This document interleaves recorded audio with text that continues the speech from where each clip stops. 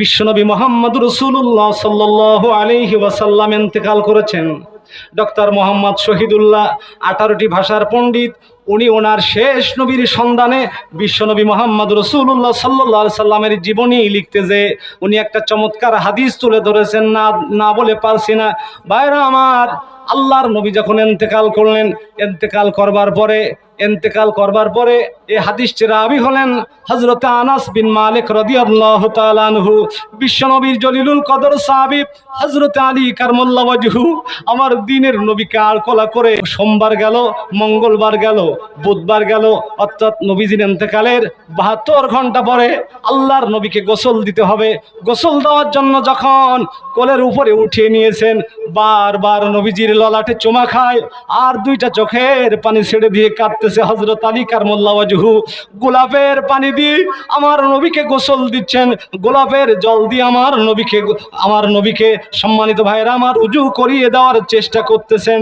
ঠিক এমন সময় আল্লাহর নবীর সাহাবী হযরতে আলী কারমাল্লাহু ওয়াজহু দুইটা চোখের পানি ছেড়ে দিলেন আর বললেন, ইয়া রাসূলুল্লাহ, ইয়া হাবিবাল্লাহ, আপনি জীবনেও যেমন সুন্দর, আপনি মরণের পরেও ঠিক তেমনি সুন্দর।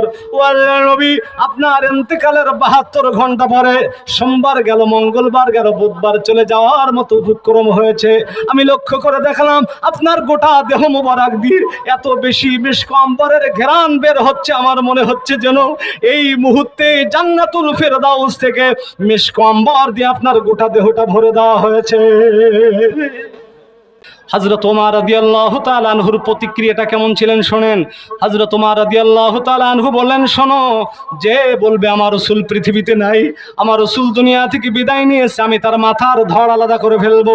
হযরত আবু বকর রাদিয়াল্লাহু তাআলা আনহু মৃদু আঘাত করে বলেছিলেন, ইয়া ওমর, তুমি কি কোরআন পড়ো না? ওমা মুহাম্মাদুর ইল্লা রাসূল قد خلت من قبله الرسول। মুহাম্মদ সাল্লাল্লাহু আলাইহি সাল্লামের পূর্বে অনেক নবী এবং রাসূল পৃথিবীতে এসেছেন, তারা যেভাবে চলে গেছেন আমার দ্বীনের নবী ঠিক একই প্রক্রিয়ায় চলে গেছেন। সুতরাং নবীর বিয়োগান্তি, নবীর চলে যাওয়ার কারণে দ্বীন থেকে পিছু পা হওয়া চলবে না। জোরে বলেন কথা ঠিক কিনা, আরো জোরে বলেন ঠিক কিনা।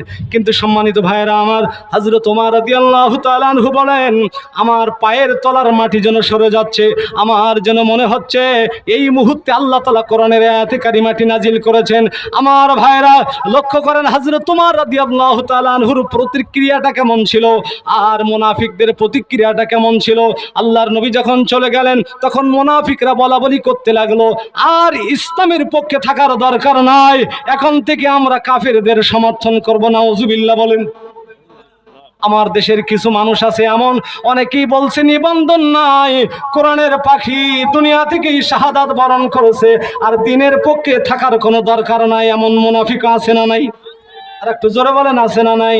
কিন্তু না না না, দ্বীনের নবী আমার রাহমাতুল লিল আলামিনের ব্যাপারে মুনাফিকদের মন্তব্য যখন এমন হয়ে গেল, আল্লাহ তাআলা সঙ্গে সঙ্গে কোরআনের আয়াত নাজিল করে দিলেন আর বললেন, ইয়া আইয়ুহাল্লাযীনা আমানু ইন তুতিউল্লাযীনা কাফারু ইয়ারুদ্দুকুম আলা আকাবিকুম ফাতানকালিবু খাসিরিন। ও নবী, শোনো শোনো শোনো, আপনার উম্মতেরা, আপনার সাহাবীরা যদি কাফেরদের এভাবে অনুসরণ করে 100% আমি আল্লাহ বলছি ওরা কাফির বানিয়ে ছাড়বে। কথা বলেন ঠিক না বেঠিক? সুতরাং দ্বীনের পথে চলতে গেলে বাধা আসবে কি আসবে না?